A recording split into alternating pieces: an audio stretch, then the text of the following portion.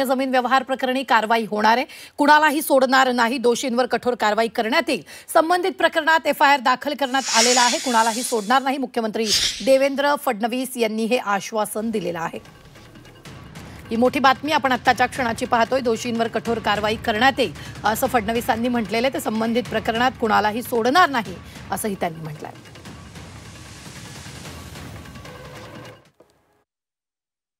मी तुम्हाला एवढं निश्चितपणे सांगतो, अहवालात जो कोणी दोषी असेल, जो कोणी, आणि माझ्या या मताशी श्रीमान उपमुख्यमंत्री अजितदादा पवारही या ठिकाणी पूर्णपणे सहमत असतील की या अहवालामध्ये कोणीही दोषी आढळला तरी त्याच्यावर कारवाई होईल।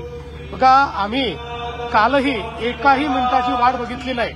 तात्काळ जे प्रायमा फेसी अधिकारी होते त्यांना सस्पेंड केलं आणि जे प्रायमा फेसी दोषी दिसत होते त्या सगळ्यांवर एफआयआर केला। त्यामुळे सरकारला कोणाला मागे घालायचं नाही, सरकारला काही लपवायचं नाही।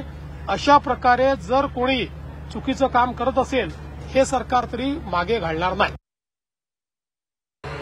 ज्यांना एफआयआर काय असतो हे समजत नाही, असेच लोक अशा प्रकारचा आरोप करू शकतात।